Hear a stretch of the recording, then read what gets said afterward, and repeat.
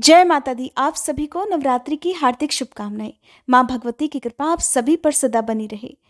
मैं हूँ राधिका और आप सभी का आपके अपने YouTube चैनल किटकेट स्टोरीज पर बहुत बहुत स्वागत है। आज की इस वीडियो में आप जानने वाले हैं नवरात्रि की एकदम सरल पूजा विधि के बारे में। नवरात्रि की पूजा हम सभी भक्तजन बहुत खुशी के साथ करते हैं और माँ भगवती का आशीर्वाद पाने के लिए पूरे 9 दिन तक उपवास भी रखते हैं। 9 दिन तक माँ भगवती के 9 अलग अलग रूपों की पूजा करते हैं। सबसे पहला दिन बहुत खास होता है क्योंकि इसी दिन हम अपने घर में अलग से चौकी सजाते हैं जिस पर कलश की स्थापना करते हैं।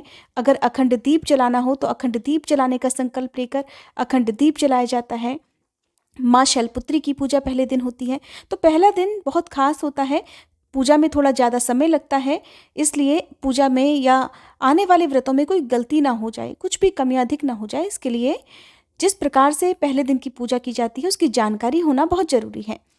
तो सबसे पहले तो आपके पास जो भी आवश्यक पूजन सामग्री हो, आपकी सामर्थ्य के अनुसार, आपके बजट के अनुसार आपको उसकी व्यवस्था पहले से कर लेनी चाहिए। नवरात्रि से पहले घर की खूब अच्छे से साफ सफाई करके जो भी पूजन सामग्री आपके पास अवेलेबल हो उसे आप मंदिर में रखें, क्योंकि कलश स्थापना नवरात्रि के पहले दिन शुभ मुहूर्त में करनी चाहिए। अगर आप शुभ मुहूर्त के बारे में जानना चाहते हो तो इसकी अलग से वीडियो हमारे चैनल पर अपलोडेड है, आप उस वीडियो को देख सकते हैं। मैंने नवरात्रि की पूजा में जो जो सामग्री प्रयोग की है वो सभी आप ऊपर स्क्रीन पर देख सकते हैं। एक चौकी की आपको जरूरत होगी जिस पर बिछाने के लिए लाल या पीला वस्त्र आप रखें। साथ ही माँ दुर्गा की जो भी तस्वीर हो आपके पास, प्रतिमा हो, वो होनी चाहिए। श्री गणेश भगवान आपके पास होने चाहिए। गणपति भगवान की यदि तस्वीर या प्रतिमा ना हो तो आप सुपारी में भी आप कलावा बांधकर उन्हें गणेश भगवान का प्रतीक मानकर पूजा कर सकते हैं। कलश स्थापना करना सबके लिए अनिवार्य नहीं होता है, आपकी मर्जी है, आपकी श्रद्धा है। यदि आप करना चाहें तो पहले दिन कलश स्थापना करें, नहीं तो बिना कलश स्थापना के भी आप 9 दिन की पूजा कर सकते हैं। माँ भगवती को अर्पित करने के लिए फल, फूल, मिठाई, धूप, दीप और गंगा जल, कलश में रखने के लिए जो भी आवश्यक सामग्री होती है, जैसे कि मैंने यहाँ पर ज्वारे बोने के लिए एक मिट्टी का बड़ा सा बर्तन लिया हुआ है, मिट्टी भरकर रखी हुई है।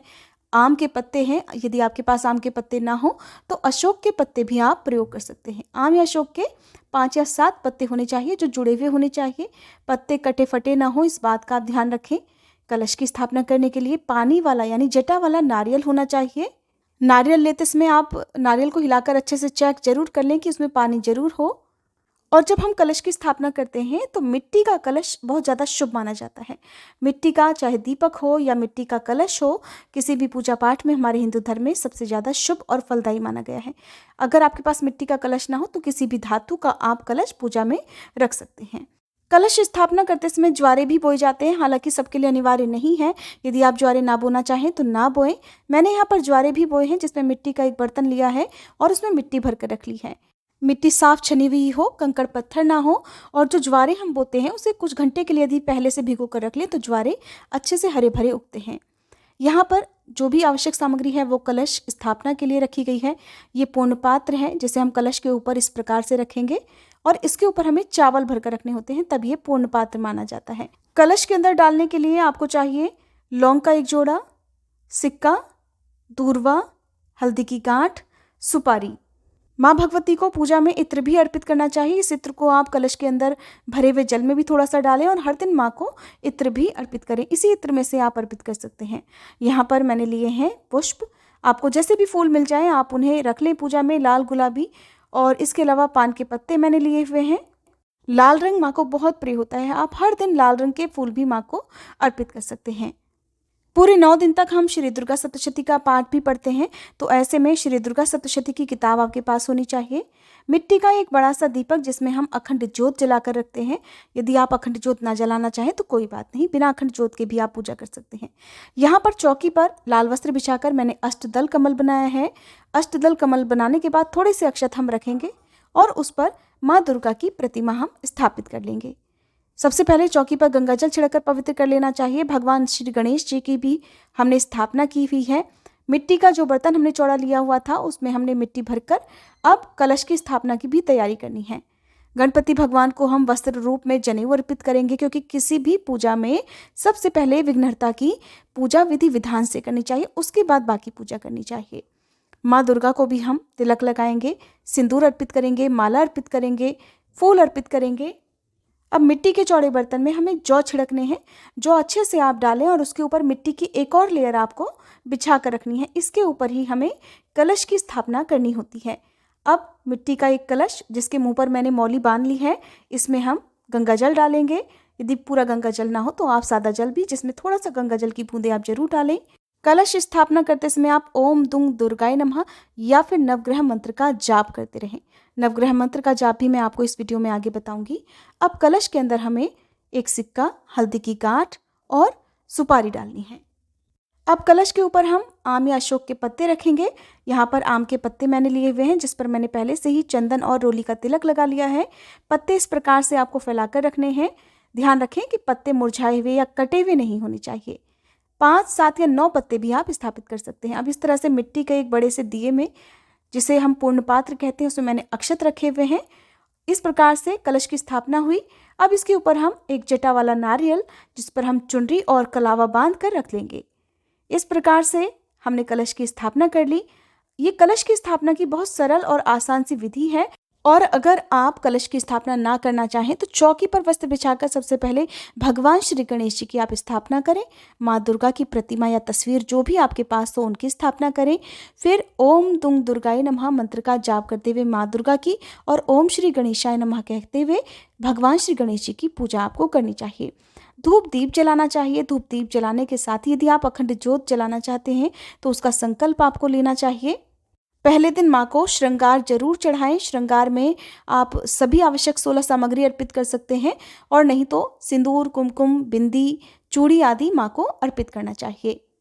पहले दिन आपको नवरात्रि व्रत का संकल्प भी लेना चाहिए। यदि आप पूरे उपवास रखना चाहते हैं तो पूरे उपवास रखने का संकल्प लें। किस प्रकार का आप फलाहार करना चाहते हैं, मीठा या सेंधा नमक से बना हुआ, उसका आपको संकल्प पहले दिन ही लेना होता है। फिर पूरे 9 दिन तक उसका पालन करना होता है। जो लोग किसी कारण से पूरे उपवास रखने में असमर्थ हो, पहला या आखिरी उपवास रखना हो, तो उसका भी संकल्प आपको पहले दिन लेना होता है। क्योंकि नवरात्रि का पहला दिन है, कलश स्थापना के साथ ही माँ शैलपुत्री की पूजा हम इस दिन करते हैं। तो माँ शैलपुत्री का आप ध्यान करें। माँ शैलपुत्री के पूजन मंत्रों का आप जाप करें। माँ शैलपुत्री का जो भी प्रिय रंग, प्रिय भोग है, उसकी वीडियो आपको हमारे चैनल पर पहले से ही मिल गई होगी। आपने नहीं देखी है तो जरूर देख लीजिएगा। उसके अनुसार आप माँ को भोग लगाएं। भोग यदि आपको विशेष रूप से जो भी प्रिय होता है वो हर दिन ना मिल पाए तो लौंग सुपारी का, पान इलायची का भोग भी आप, या बताशे का भोग भी हर दिन आप माँ को अर्पित कर सकते हैं। इसके अलावा शक्कर का, मिश्री का और कोई भी मौसमी फल का भोग भी आप हर दिन लगा सकते हैं। व्रत की कथा आपको पढ़नी चाहिए। माँ शैलपुत्री की कथा पहले दिन पढ़ी सुनी जाती है और पहले दिन श्री दुर्गा सप्तशती का पहला पाठ पढ़ा या सुना जाता है। सबसे अंत में कपूर जलाकर आरती की जाती है। नवरात्रि के पूरे 9 दिन तक आप एक नियम बना लें कि आपको इतने बजे तक सुबह की पूजा करनी है और इतने बजे तक शाम की पूजा करनी है। नियमों में बहुत ज़्यादा बदलाव आपको नहीं करना चाहिए और हर दिन सुबह और शाम आप कपूर जलाकर आरती करें। हो सके तो शाम को फलाहार ग्रहण करने से पहले किसी भी एक छोटी कन्या को, चाहे वो आपके घर में हो या आसपास कहीं हो, तो उन्हें सबसे पहले प्रसाद दें और उसके बाद खुद ग्रहण करना चाहिए। आज के दिन आसपास देवी मंदिर में जाकर माँ के दर्शन करें, माँ को श्रृंगार अर्पित करें और एक बार परिक्रमा जो भी देवी मंदिर होती है उसकी करनी चाहिए। इस प्रकार से आपकी नवरात्रि के पहले दिन की पूजा संपन्न होती है। अब कई बार लोग प्रश्न करते हैं कि क्या हम नवरात्रि की पूजा बिना कलश स्थापना के कर सकते हैं? तो बिल्कुल आप बिना कलश स्थापना के पूजा कर सकते हैं। यदि आप नवरात्रि का एक भी व्रत नहीं रख पाते हैं तो आप विधि विधान से पूरे 9 दिन तक माँ भगवती की पूजा कर सकते हैं। इसके लिए आपको हर दिन माँ के अलग अलग रूपों की पूजा करनी चाहिए। हर दिन की पूजा विधि और जो भी कथा है उसके अनुसार आपको पूजा करनी चाहिए। व्रत की कथा पढ़नी सुननी चाहिए। हर दिन माँ के अलग अलग 9 रूपों की आरती भी करनी चाहिए। और यदि आप बिना उपवास के अखंड दीप जलाना चाहते हैं या बिना उपवास के केवल कलश की स्थापना भी करना चाहते हो तो आप जरूर करें। आपकी श्रद्धा है, आप अपनी खुशी के साथ ऐसा कर सकते हैं। आपको नवरात्रि के अंतिम दिन आपके यहाँ जिस भी तिथि को, चाहे अष्टमी हो या नवमी हो, कन्या पूजन किया जाता हो, उस दिन कन्या पूजन फिर जरूर करना चाहिए। अगर आपने नवरात्रि की पूजा की है तो कन्या पूजन आपको करना ही चाहिए। चाहे आप एक कन्या का कन्या पूजन करें या 5-7 जो भी आपको मिल जाए, आप उतनी कन्याओं का पूजन करें। कहते हैं कि नवरात्रि के व्रत में यदि हम कन्याओं का पूजन करते हैं तो माँ भगवती का साक्षात आशीर्वाद हमें मिल जाता है। माँ दुर्गा इससे बहुत प्रसन्न रहती हैं। फिर पूरे 9 दिन तक आपको घर की शुद्धता, सात्विकता का ध्यान रखना होगा। शुद्ध सात्विक भोजन पूरे 9 दिन तक घर में बनना चाहिए। यदि उपवास नहीं भी रखे हैं तो भी लहसुन प्याज का या मांसाहार का सेवन नहीं करना चाहिए। और नाखून, बाल इत्यादि पूरे 9 दिन तक काटने से बचें। किसी प्रकार का कलह क्लेश पूरे 9 दिन तक घर में नहीं होना चाहिए। पूजा करते समय या आरती करते समय कोशिश करें कि परिवार के सभी सदस्य मिलकर माँ भगवती की पूजा करें। ये थी आज की वीडियो। उम्मीद है आपको ये जानकारी पसंद आई होगी। अगर आपका कोई भी सवाल हो तो आप कमेंट बॉक्स में पूछ सकते हैं। इसके अलावा नवरात्रि के पूरे 9 दिन तक माँ भगवती के सभी 9 रूपों की पूजा विधि, मंत्र, आरती, व्रत कथा के साथ ही श्री दुर्गा सप्तशती के जो भी अध्याय जिस दिन पढ़े या सुने जाते हैं उसकी वीडियो भी हमारे चैनल पर मिलती रहेगी। इसके लिए यदि आपको ये जानकारी पसंद आई हो तो हमारे चैनल पर आगे आने वाली वीडियोस को देखने के लिए हमारे चैनल को सब्सक्राइब करके बेल आइकन क्लिक करना मत भूलिएगा, ताकि सब वीडियोस आपको समय से मिल सके। नवरात्रि के दिनों में देवी भागवत पुराण की कथाएं सुनने से बहुत पुण्य मिलता है। यदि आप ये कथाएं सुनना चाहते हो तो हमारे चैनल पर चैत्र महीने के पहले दिन से ही श्रीमद् देवी भागवत पुराण की कथाएं भी सुनाई जा रही हैं। अगर आपने इन कथाओं को नहीं सुना है तो प्लीज़ आप हर दिन इन कथाओं को भी जरूर सुनिएगा।